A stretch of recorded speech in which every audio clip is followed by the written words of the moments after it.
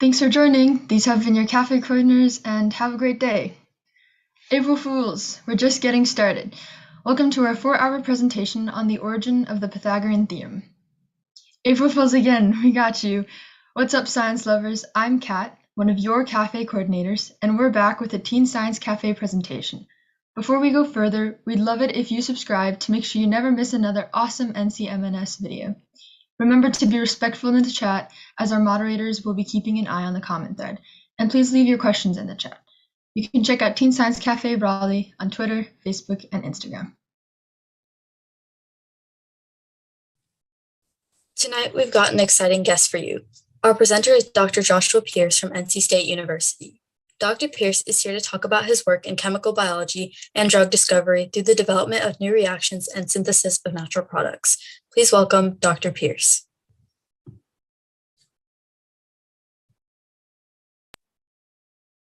Everyone, it's great to be with you tonight.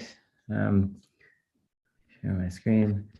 I'm really excited to share with you some of the things we do in my research lab at NC State, but more broadly, just engage everyone about the idea of how chemistry is relevant to medicine and thinking about how we can use all of the classes in chemistry, biology, and even math and other related disciplines to solve really big challenges in drug discovery. And so the slides work here. So a little bit about me, and we'll talk about this for a few minutes. So as you can see here on this map, there's really 3 locations of the country that have dominated the training and the information that has allowed me to get where I am today. And we'll walk through these one by one. I was born and raised in Pennsylvania in a county called Clarion County. And for anyone that's knowledgeable about Pennsylvania, Clarion County is essentially in the middle of nowhere. You can see the county's population is 37,000 people. I think the population of my hometown, which is somewhere right north of where Clarion is written here, was about 1,000 or so. And so, very, very small. And, when I grew up on a farm of about 100 acres, I was an only child. And so, I was interested in a lot of outdoors things. I didn't really know a lot about science. As a kid, I wanted to be president of the United States, which, I think many kids want to be. And as I went through school and then ultimately into high school, I started to learn about science, but I wouldn't say I ever was interested in being a scientist. I think I wanted to be a neurosurgeon. And, in high school, I think that was the ultimate career that was really exciting. And so I moved to the University of Pittsburgh, which was about 2 hours south of where I grew up. And, in the big city of Pittsburgh, I went to an extremely small high school. I only had, about 40 people in my graduating class of high school. And so compared to, many of the schools in Wake County, just kind of crazy small, smaller than maybe one of your classes is. And I had, these dreams of being a doctor and was a pre-med. When I entered Pitt, I thought I would be a biological sciences major and took a course load that really reflected those interests. And so lots of biology classes and the related things. But you have to take chemistry as a pre-med. And I in the freshman or the first semester of my sophomore year, I should say, I really fell in love with organic chemistry. And organic chemistry is the part of chemistry where you learn how to make molecules. And, much of chemistry is this big, broad field where we do all these different things. And, one of the things that you don't do in a lot of high school chemistry is actually learn how to make molecules. And sophomore year of university life showed me that, and I really, really loved it. And so I joined a research lab as an undergraduate and learned that chemistry actually was the underpinning for the entire field of drug discovery and how relevant that was. And I was really excited at that point to go to graduate school instead of try to pursue going to medical school or any related professional school. And so that took me to stay at Pitt, actually, which is kind of unusual for US students, but I stayed at Pitt and joined the lab of Professor Peter Whiff, and that's him here in the picture. And I joined this lab in 2003. And so that's dating me a little bit. I feel older every year. But for this group, that's right out of undergraduate and learning how to transition from being an undergraduate student to this graduate student that's supposed to learn to be an expert in their field. And this molecule down here that you see in the little slide, this is a molecule I made. You can see the JP that's named after myself. This molecule is actually available to buy. You can buy this compound in the box.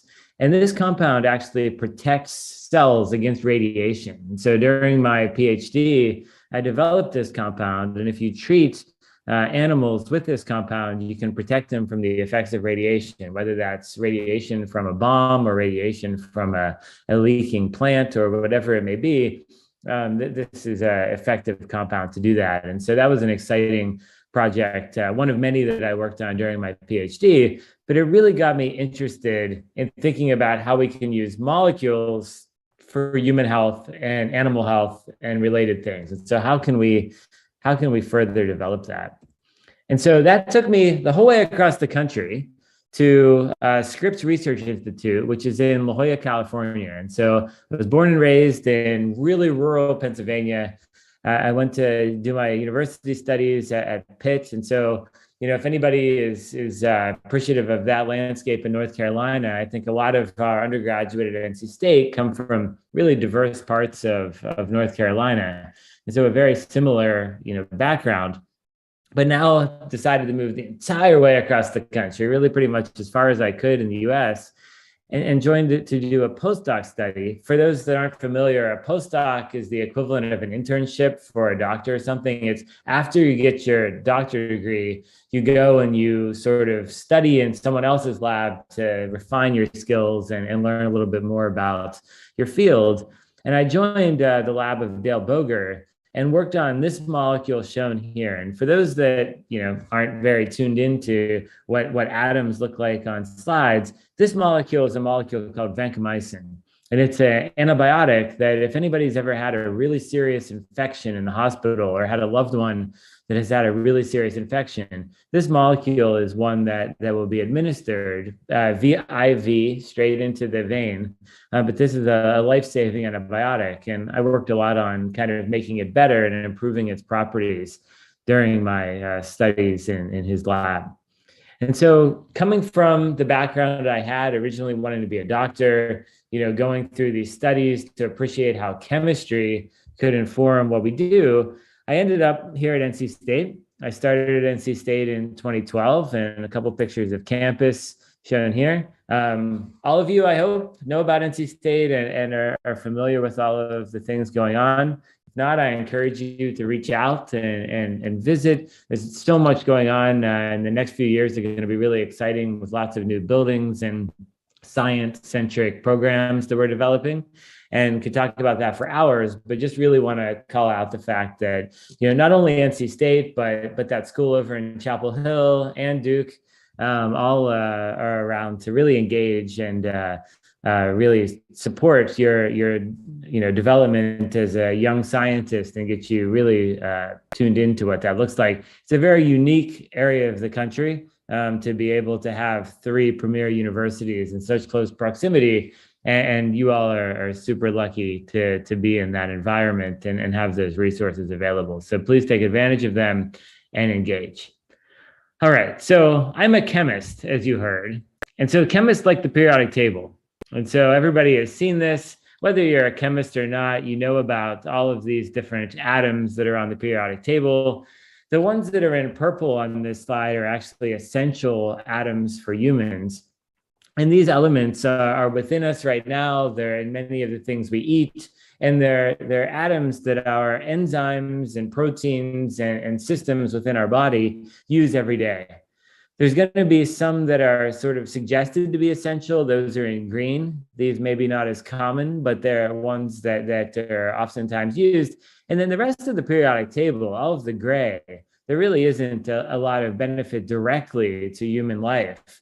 However, many of these atoms allow us to do chemistry that ultimately enables human life. And we'll look at that a little bit as we go. But regardless, chemists embrace the periodic table and really use this as our sort of tools that we use to then build lots of things. I'm an organic chemist, and so one of the things that you'll learn is that organic chemistry is all about the chemistry of carbon. And so, atom number 6 here on the periodic table, the carbon atom, this is the foundation of organic chemistry. It's the foundation of most of the molecules that are in your life, whether they're the coating on your iPhone or the pharmaceutical agent you take to help your disease. Carbon is driving a lot of the structures that really are important. And so those elements on the periodic table, they come together to form these molecules. And, all of you have taken some level of science courses and you learn about the different molecules in the world. I think the elements can come together to form any number of those molecules. And so those are natural molecules like proteins, so really, really big molecules. There are molecules like vitamins, and so this is vitamin C on the bottom left of the slide here. You can see the structure of it with the oxygen and hydrogen atoms. All of the atoms that are not labeled, sort of the ends of these lines, those are all carbon atoms, and so lots of carbon atoms. DNA that makes up our genetic code, right, is a giant molecule. Right, a giant molecule made up of carbon, hydrogen, oxygen, right, phosphorus. Those are the atoms that make up this key biomolecule. But then synthetic molecules are also going to be molecules that are made from the same atoms. And so molecules like the polymers that make up plastics and make up the coatings for glass and other materials. And then ultimately drugs. Things that are molecules that aren't necessarily natural, but molecules that we can use chemistry to assemble. Aspirin is an example of such a molecule shown here. And so molecules that are functionalized in these ways. And so what does this all look like for a scale, right? And so I think as a chemist, one of the things that is really important is that you appreciate where chemistry is done, right? And so everybody knows how big a baseball is, right? And I think you might imagine that water is this kind of almost as small as you can get.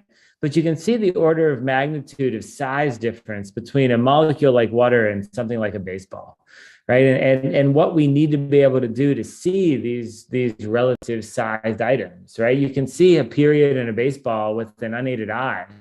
You need a microscope, just an optical one, to see a cell or a bacteria. Note the difference, though, between the size of a eukaryotic cell and a prokaryotic cell and a bacteria. Bacteria are very small.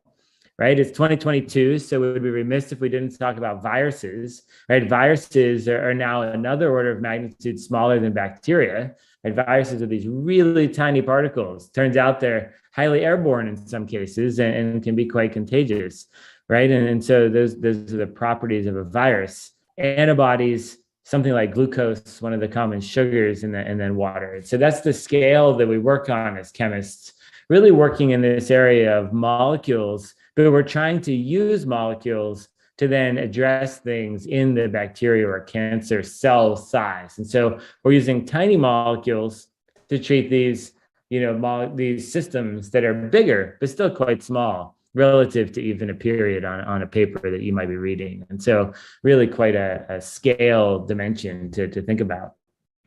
And so what I'm going to talk about a little bit today is drug discovery and really the role of chemistry and natural products in that. And so, everybody is either themselves taking different drugs to cure an infection, or maybe takes drugs every day to treat some kind of a chronic condition. If not, you've certainly had a grandparent or a parent with cancer or diabetes or high blood pressure or high cholesterol. All of those diseases are treated with small molecule drugs that allow us to go in and address that biological problem. And so drug discovery is the identification of a compound, a little compound or a big protein, either way, that can either kill a particular type of cell. That's what we want to do if we're killing cancer or killing an infection, or alter the function of a protein. And so that's more relevant in the cardiovascular space, or let's say the anti-dementia compounds. If you wanted to create a compound to cure Alzheimer's disease, you would want to alter the function of a particular system. You wouldn't want to kill it, right? We don't want to kill neurons if we're trying to actually save neurons. And so drug discovery is just a compound that can affect a biological pathway. And that could be a variety of different ways. And so nature, outside, and the plants you see, when you go to the ocean and the seaweed and the algae, if you dive down into the deep depths into the sea sponges and the cool organisms, all of those organisms produce molecules. Some of them are the most toxic molecules we know about, right? And so the fact that it is natural, the fact that it's produced by a plant or by a sea sponge or by anything else out in nature does not mean it's safe, right? Everybody knows there's mushrooms that you can go eat that will kill you because they're so toxic, right? So nature or natural doesn't equal safe. And I think one of the big messages I would have as a chemist is that the contrary to that is that synthetic stuff, things that are man-made, they don't mean they're dangerous. They're just different. And so we need to understand safety on a level of all of that. And so, I think that that's really important if our goal is to develop chemistry to address health in a positive way, because I think sometimes people assume that if things are natural, that means they're good for you. And I guess my message would be not so fast, because I think some of the most dangerous things we have in the world are natural. And so just keep that in the back of your heads as you go through that organic supplement section at your local store. I think there's a lot in there that can be really good for you, but some in there that we don't really understand as well. And so natural products are these molecules that come from nature, as I mentioned. They're compounds that different organisms, whether they be the tree right outside your window right now, or the bacteria that's on your skin, they're molecules that organism is making for some kind of an advantage. And these things are not required for life. They're just required to have an advantage. And so, for example, a plant might make a compound that's poisonous to the animals that eat it, right? And so you wouldn't want to eat that plant because it would poison you, right? And so that's an evolutionary advantage. That's a small chemical molecule the plant makes that has that advantage to it. We want to figure out how we can leverage small compounds like the ones the plant makes, not to kill people, but instead to solve their illnesses and to cure their cancer or their infection and such. And so the reality is, though, in 2022, we still don't understand why most of those natural products are being made. And so the ecology of why natural products exist and what they're for is a whole area that's really relevant to drug discovery. And so if you're interested in ecology and nature and sort of the natural world, there's a huge opportunity to contribute that science to ultimately think about how we can leverage it for human health and those things. And so that's my first sort of area that's relevant. So we got ecology and kind of the natural world. But these plants, sponges, bacteria, they make thousands, even millions of compounds, all kinds of different molecules that have all different atoms arranged in all different ways. And these molecules have really interesting biology. In their crude form, in their natural kind of plant extract form, this is what makes up most traditional medicines, or herbal medicines. And so when you see sort of, Chinese medicines, ancient medicines that have been done from sort of the East, and you see the sort of the stories about the effects these have. These are real. These aren't some kind of folklore. These extracts and these plants have these effects, but it's the molecules within those plants that are actually having that effect.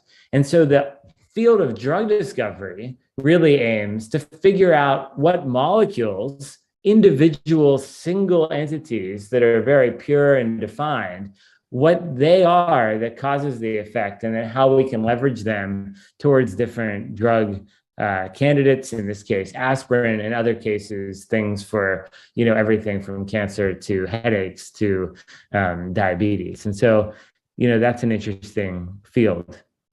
And so what do these molecules look like, right? And so here's a molecule that's isolated from a sea sponge. It's called the monococytins A and B. They're two different molecules of very similar structure.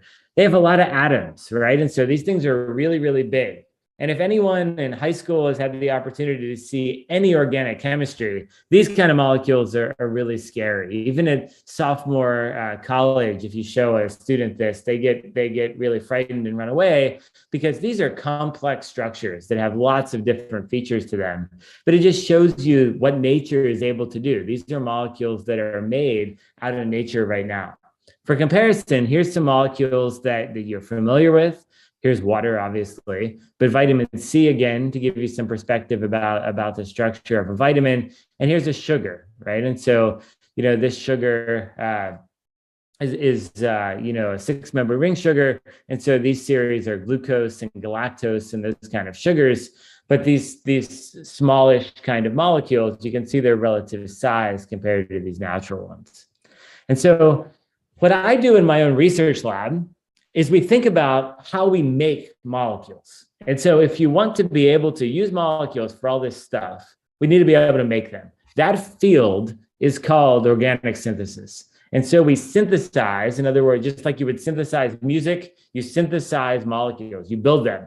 Think about building Legos towards a particular structure. That's what we do. You can also study those molecules, and that field is called chemical biology. It means we're using chemicals to understand biology, right? If you want to understand diabetes or you want to understand an infection, you use molecules to do that. That field is called chemical biology. And then obviously medicine and drug discovery is the field of using molecules to actually treat disease, right? And so what does this look like? Well, what I do every day is I'm essentially an architect and a carpenter combined in the molecular world, right? And so the equivalent I tell young students is, if you want to build a house, this framed house here on the right is a good example. And you go to an architect and a carpenter, and that's going to be a team. And you tell them, well, I have 8-foot-long 2x4s, hammer and nails, and that's all I have, right? You're going to end up with a house that is some combination of 8-foot-long 2x4s, right? And you can imagine, for the room you all are sitting in right now, that if you only had 8-foot-long 2x4s, it would be really hard to even make the room you're in, right? How would you frame the windows? How would you make the door a different size than the walls, right? It would be really hard because there's no tools involved. In order to do construction, you need lots of tools. You need saws that can cut wood. You need, different tools that can make angles and different cuts in that materials. Right. And so as a synthetic chemist, as someone who makes molecules, we essentially design the molecules we want to make. And so we are constructing these atoms from all these different pieces, but we also are developing the tools that allow us to take these building blocks. And so, things like hexane, things that come out of the petroleum industry, things that you can dig down into the earth and you can mine. We need to figure out how to take those readily available bulk commodity chemicals and turn them into these really complex, delicate pharmaceuticals that we want to try to develop. And so we need to develop tools. And so we develop the equivalent of saws and drill bits and different things that can tailor those materials to these molecules. And that's what synthetic chemistry does. And so if you like making things, if you like building, right, it's kind of like building Legos, only you need to make the Legos, right? And so you're not just given Legos, right? You have to make the Legos you need, and there's a process in doing that. And so, that's what synthetic chemistry does. And so, I think so often you balance some equations in some entry-level chemistry class, and you get buried in math and all of these things, which, by the way, math is great. But for organic chemistry, you're not going to focus on those things. It's more about the design and the building and the tools that we need to make these cool structures. And so that's going to be what we do. And so the tools we use to do that, there's a lot of them. And so, all of you are welcome to contact me and come tour our labs at NC State and see what this all looks like. But at the end of the day, we use a lot of high-end technology to allow us to do that and to also see what we're doing. Right. And so we conduct our tools and our synthesis in a fume hood. This is just a big box that pulls the air away from us and makes sure that we're not exposed to any of the chemicals. We use stir plates and things that allow us to handle the reactions to do them. We purify these things away from all the other stuff with instruments that allow us to do that. We analyze with things like nuclear magnetic resonance. If you've ever had an MRI or heard about MRI, this is a MRI on a very small scale. And so instead of an MRI on a human or an animal, this is an MRI on a molecule. And so that's inside this instrument. And ultimately, then we end up with chemicals. You can see a pile of a white powder here or a more gelaceous compound here. But both of these are the products we would then use to study their biology and their properties. And so this field of drug discovery is really old, right? And so the earliest medicines are about 5,100 years old. And so in Eastern medicine, there's lots of herbs and other plants that are being used to treat lots of disease. In the oldest literature you can see people drinking different teas and different potions that are derived from, sort of ground up natural materials. And it's a beautiful history. There's lots of books you can read about the history of medicine in the early days of it. But modern therapeutics really date back maybe to about 1250. There was some Welsh physicians were using an extract of the foxglove plant, and they were using it to treat heart failure. And then in 1785, it was more recognized exactly what was happening. And the molecules that are present in this foxglove plant are still used today. Digoxin is marketed as digitalis, and this compound is still clinically used from its origin back in 1250. And so it gives you an idea of sort of the history and the longevity that compounds can have through that process.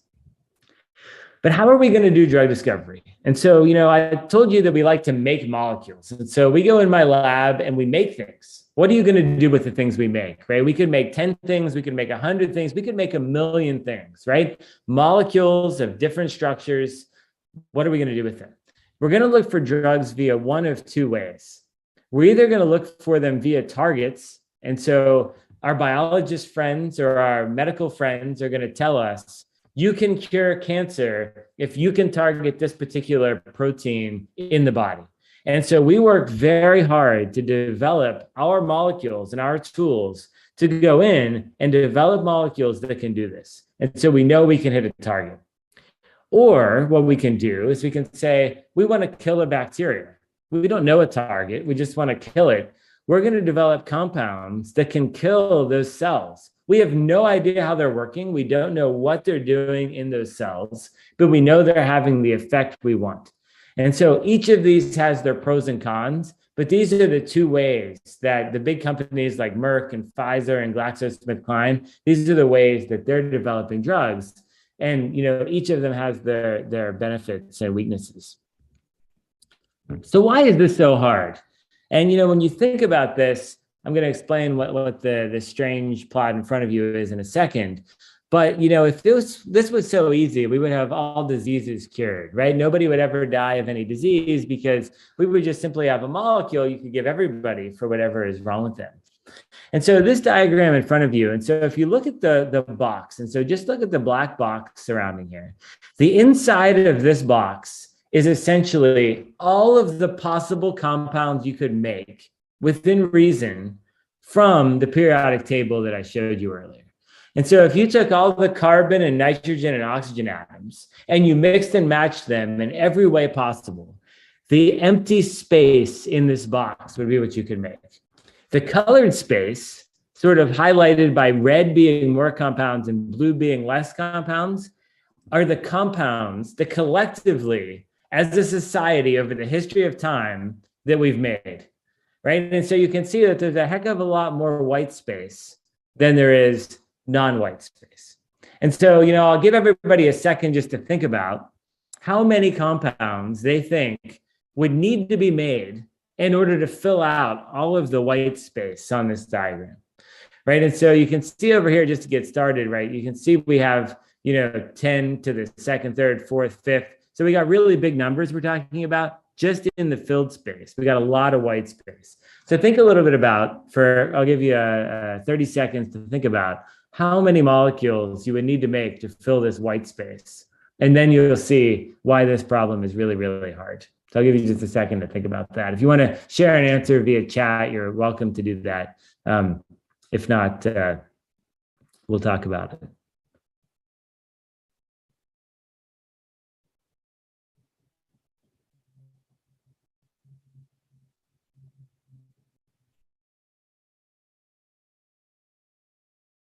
Okay, so, I think could be millions, could be billions, could be trillions, right? How many molecules are we talking about? Well, it turns out if we had 10,000 chemists, okay, and so that's a lot of chemists, right? I think we all appreciate how many chemists that is.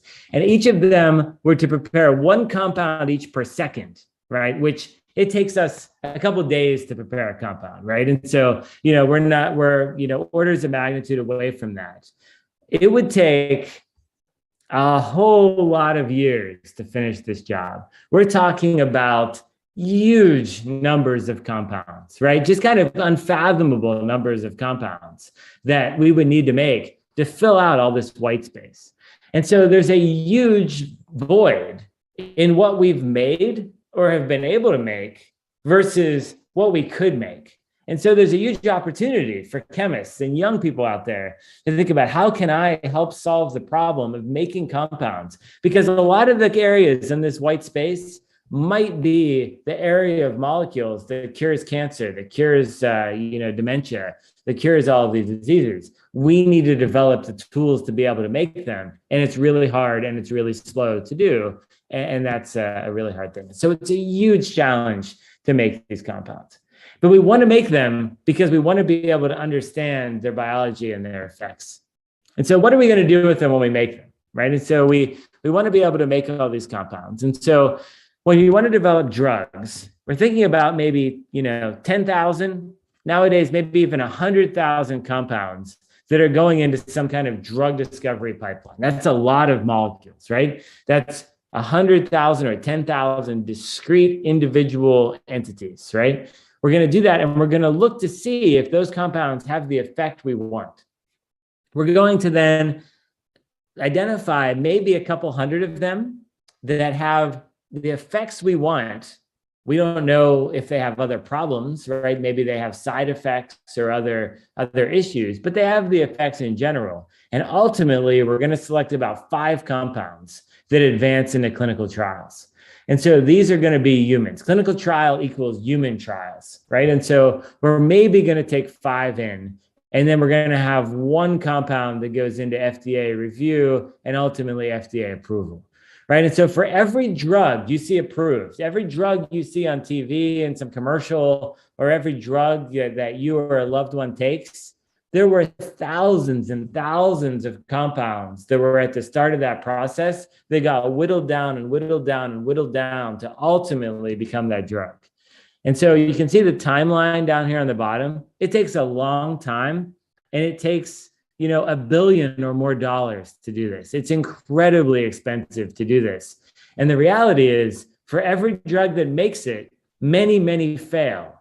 And that cost is there for all of them. And so when you think about how much pharmaceuticals cost, or how much, the drugs you might go to the pharmacy buy cost, appreciate the fact you're not just paying for that drug, you're paying for the collective research that enables the discovery of that. And so it's a really big enterprise to be able to develop those drugs.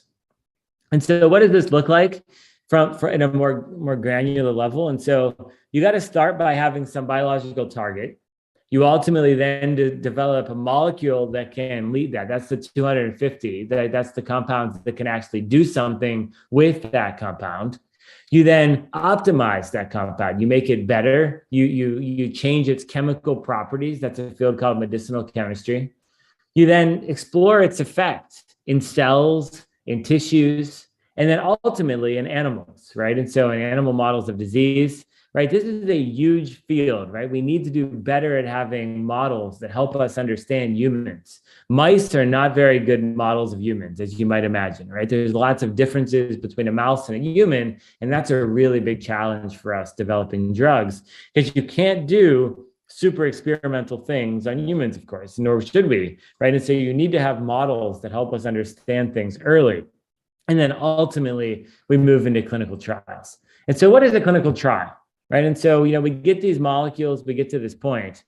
Clinical trials really have three phases to them: phase 1, 2, and 3. And so these phases last anywhere between 6 months and several years, and they scale up in terms of the amount of patients and the what we're looking for. And so phase 1 clinical trials, if you ever hear of a compound going through phase 1 clinical trials, this is going to only look at safety, right? Is the drug safe? What are the side effects of the drug? You're not looking at whether it treats the disease that you're trying to treat. You're just looking at safety. Then ultimately, it goes into phase 2. Now we're looking at safety plus efficacy. And then ultimately in phase 3, we're really starting to look at efficacy, and we're really looking at risk to the population. Some of these phase 3 clinical trials are on the order of 100. Some of them might be on the order of 1,000 or a few thousand, but it's not on the order of millions of people. And the reality is that many drugs are ultimately used in populations that have millions of people, and the genetic variability in those populations makes it incredibly challenging to develop drugs that are perfectly safe. We do the best we can. And so when you see all those scrolling lists of side effects for the pharmaceuticals that you see on TV, it's largely because that inherently there's enough differences amongst populations that there are some of those issues, but those issues are not prevalent amongst the core population that the drug is targeted at, but legally it's required to talk about them. Then ultimately, this leads to regulatory review. You've heard a lot of that through the FDA and some of the COVID drugs. And so that's really a big deal. And so, blockbuster drugs that you see, the ones that are likely going to be blockbusters by 2025, a lot of them are in cancer. And so that's very common. So oncology or cancer, the central nervous system or neurological conditions is really number 2. And then metabolic diseases like diabetes, 3, infectious disease, 4, and then all the other diseases combined is really 5. And so some of the structures, right? I'm a chemist. We love the atoms and how they play out. These are the 4 biggest selling small molecule drugs in 2020. And so you can see them here, about $14 billion down to about $7 billion. But you can see the atoms and how they're constructed and how all these molecules are really quite different from each other and really represents completely different chemistry, completely different biology. One of them is 2 of them are cardiovascular, and 2 of them are oncology drugs on the market. And so my group at NC State, we focused on making a lot of these natural product type molecules and then trying to optimize them towards drugs. And so we've done that for 3 different classes of molecules: the lipoxyzolidinones, the lipoic acids, and the synoxyzolidinones. And we developed ways to make these. We developed the tools to be able to put the atoms together to access these molecules. And then ultimately, what we found is that these molecules, and so one of them is shown here, these molecules inhibit a enzyme in the body called FABH. This is a fatty acid biosynthesis target. So it's a target our bodies use to make fatty acids. So I should say the bacteria within our bodies use to make fatty acids. And so we can shut down that synthesis and therefore kill those bacteria. And so these are sort of the original molecules we led with. These molecules down here on the bottom are a lead series that a startup company from NC State called Synoxis Sciences has licensed.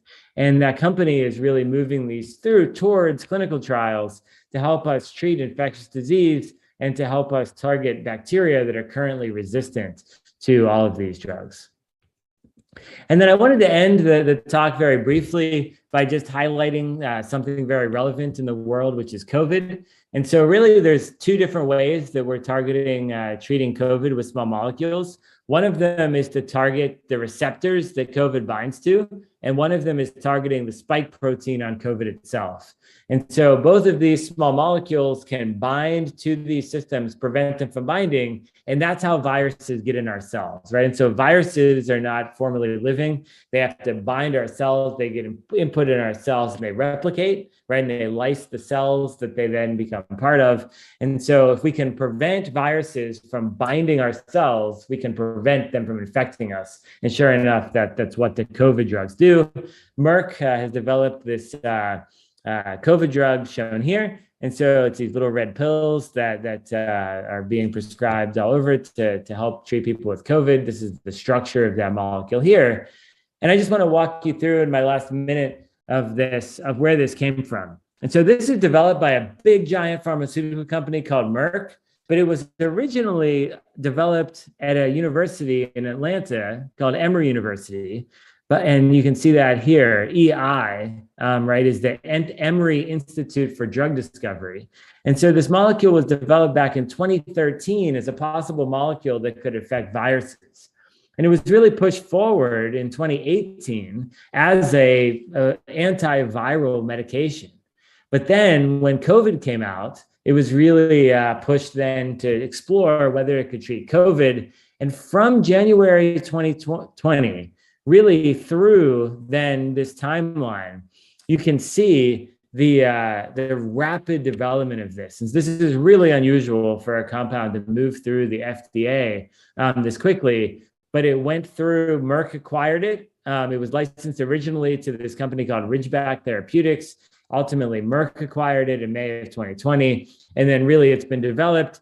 Chemists had to develop a way to make this stuff on uber large scale, completely new chemistry, like really, really an impressive effort from the Merck scientists to be able to do that. Went through all these trials, has now been FDA approved for the treatment of COVID. And so that's a really exciting development, but one that happened because universities were exploring drug discovery long before the COVID hit anywhere. And so therefore we had some pre-existing data to do this.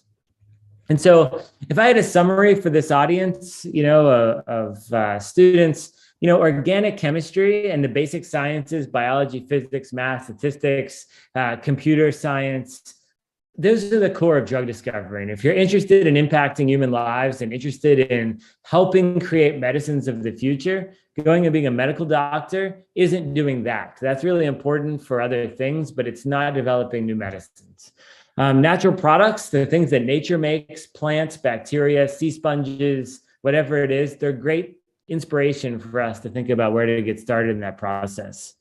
Non-biologic drugs, maybe everybody's heard of like immunotherapy and all these biological treatments. They have a bright future, but so do the small molecules and the quote traditional pharmaceuticals. There's so much we can do here. Synthetic chemistry and chemical biology allow us to explore the mechanism of biology, right? And they allow us to understand biology in ways that the biology itself can't do alone. And so it's really important to have teams of chemists and biologists, pharmacologists and clinicians working together to solve these problems. And as part of that, as I mentioned, drug discovery is truly team science. Going forward in 2022 and onward, as you all become sort of, through high school and then college and then graduate school, the teams of scientists are really the future, and that's where all of this is going. And so this is the group I work with. And so these are all graduate students, undergraduate students, and postdocs that work at NC State. There's a number of undergraduates here in this group that are working with me that are maybe even freshman undergraduates, and so they're just a year out of high school. Really fresh out of that. And then other students are postdocs, and so they've made the whole way through graduate school. All their names are here on the slides. My group gets most of our funding from the National Institutes of Health to fund this work, and so federally funded work. But we also get private funding from a number of sources, and those are shown here. It's super exciting to share what we do with y'all, and I hope that in the future we can do something in person, maybe with some even hands-on experiments to make new small molecules and things. But given the format, I think that's not such a good idea. But happy to try to answer any questions anyone has. And again, encourage everyone to reach out if you have interest in this broadly. You can find me online, and I have tons of colleagues as well that do lots of things in this area. So really excited to engage you all in that. So thanks so much.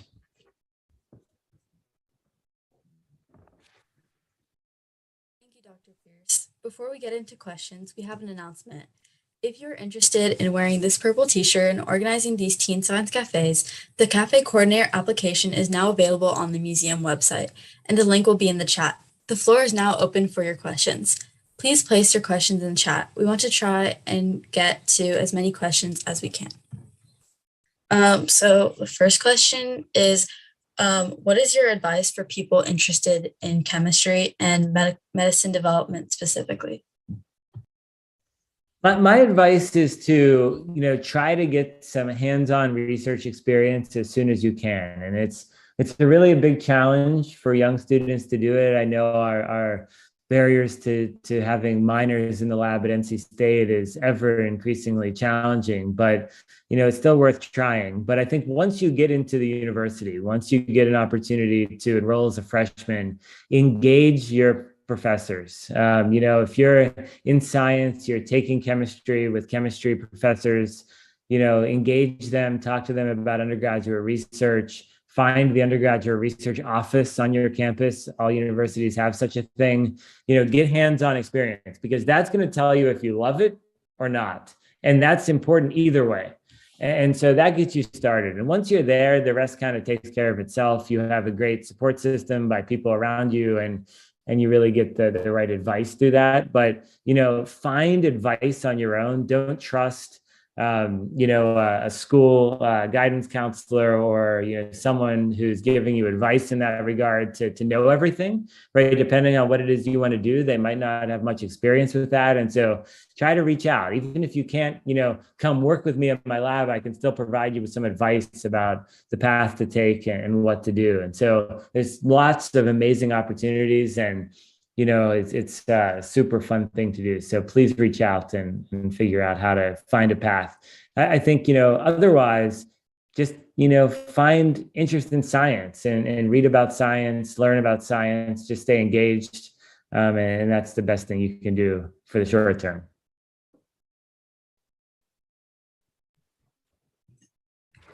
That's great advice. Another question is, what other projects has your lab worked on? Yeah, so we work on a lot of different projects that have very different kinds of molecules. And so we have projects that are focused towards drug-resistant cancers. We have a project that's focused targeting pain and really developing compounds that can address pain and itch simultaneously, which is a new area that is of importance for a lot of the different types of pain that people suffer. We have projects that are interested in infectious disease a lot. I showed one very briefly tonight, but I think we have several projects in infectious disease. Bacterial infections are a huge problem. It's kind of the sleeping pandemic that's coming for us next, if you will. And even when you look at a lot of the folks that end up dying from COVID-19, a lot of those patients are actually dying from bacterial infections that they're acquiring along with the virus. And so, I think if there's one thing our group really focuses on, it's on bacterial infection and multi-drug resistant bacterial infection. And so, as a society, we really need to address that. It's becoming an increasingly large problem. Another question is, what was your first experience that made you interested in chemistry? Yeah, so as I kind of alluded to, I thought I was going to be a pre-med, and so my freshman year of college, I took honors general chemistry, which was fine, but kind of boring because you're balancing equations and doing all this like general chemistry stuff, which I think isn't exciting for someone who's interested in the life sciences. Right. And then, sophomore year, kind of unsuspectedly, I took, organic chemistry. Everybody has to take organic chemistry. And it kind of gets a bad rap for a lot of really not so good reasons, but it does. And, I took it and I just loved it. Right. I loved building stuff. As a kid, I always loved to build stuff. And it's literally a field that's focused on how you build molecules from all these little atoms. And, not only do you build them, but you develop the way which you can connect them, right? And so it was just a fascinating class for me. And then once I learned that you could use that to make medicines, and that's how all the world has made medicines, over the last, 150 years, I was sold. And so, I got into research, and then the rest was history. But it wasn't until my sophomore year, essentially halfway through my sophomore year of college, I did that. I mean, if you would have told me go be an organic chemist in high school, I probably A, wouldn't have known what that was, and B, just would have had no interest in that whatsoever. With that said, I've always had an interest in cooking and still do. And so, a lot of times you'll find chemists that like to do organic chemistry actually also like to cook, because it's a very similar thing. It's, the assembly of ingredients and things towards this greater entity. And so definitely considered culinary school at different points, but chemistry won the day. So yeah, that's the story. That's super interesting. I never knew about the connection between cooking and chemistry. Another question is, what is your favorite part of your job, and what would you say is the most challenging part? My favorite part of my job is getting up every morning and getting to work on the problems that I find most exciting, and to mentor the students that ultimately get to go be the chemists of tomorrow. That's by far the most exciting part of the job. I think the hardest part of the job is, we have a large research team, as you see on the slide here, as part of some of the initiative and institute director positions I have. There's a bunch more people involved. People management is hard. And so, it's the people side of the job that is hard. Everybody has different styles. Everybody has different needs as a mentee. And every student has different challenges and opportunities in learning and research. And so, you really spend a lot of time in navigating that and figuring that out. And so that's by far the hardest part of the job. People, you spend your whole career preparing for the science, right? Since you're in kindergarten, you literally are learning subjects, and then they get more and more refined. You get better and better at them. You go to university and then graduate school, and then even a postdoc. Right. And so, that's just going to be, normal to do the science. It's the other stuff of the job that you don't really have so much preparation for.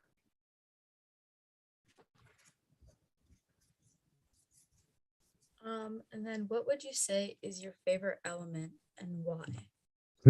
Well, I guess super stereotypically, I guess as an organic chemist, I have to say carbon.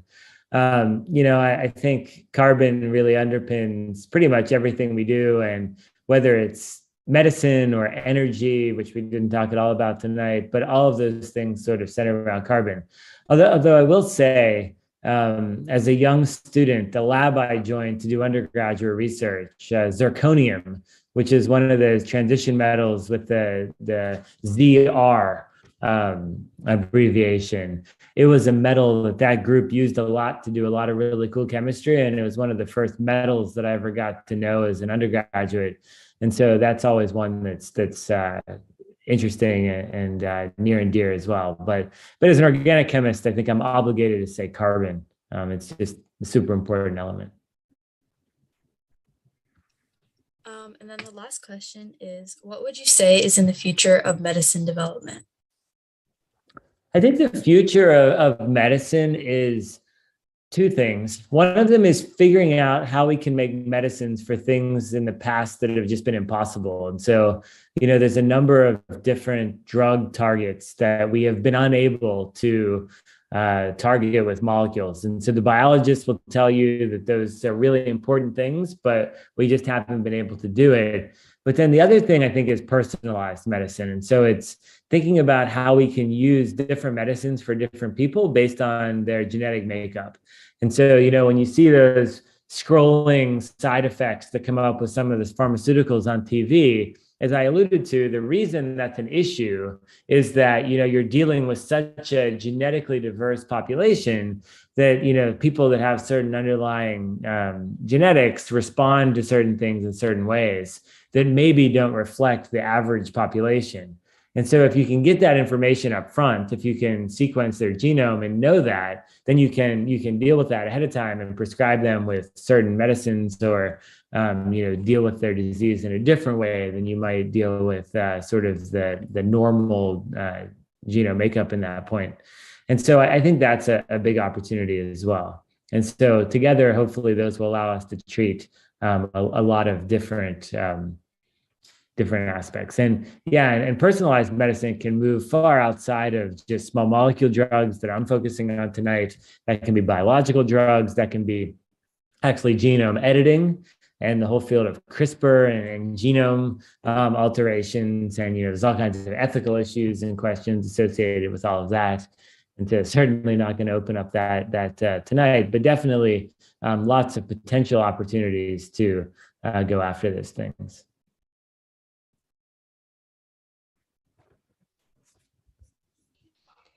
Thanks again, Dr. Pierce, and thank you all for watching. Now that all the questions have been answered, I hope you're prepared for the graded exam on this topic. Click on the link in the chat to begin. April Fools, I promise we're done for the night. I hope you enjoyed the talk. We would also like to thank the museum's digital media team for helping out on the cafe. Don't forget to put the Teen Science Cafe and mention us on Twitter, Facebook, and tag us on Instagram. Check out the QR code on the screen or use the link in the chat to complete our survey. The survey will be sent out in a follow-up email that you registered with. Completing the survey enters you into a drawing for a $10 e-gift card of your choice to Amazon or Starbucks. Thanks for watching tonight's Teen Science Cafe. Unfortunately, this is the last Teen Science Cafe for the school year, but don't be fret. We will be back in September for the kickoff of the 2022-23 program. If you miss us during that time, you can find the archived content from the previous Teen Science Cafe on our YouTube channel. To be the first to know of any new content, make sure you smash our subscribe button and hit the like button and destroy the bell notification button. Don't forget about filling the cafe survey because your feedback matters and you'll be entered into the gift card drawing. My name is Makana and these have been your cafe coordinators for the 21-22 season. Thank you for everything.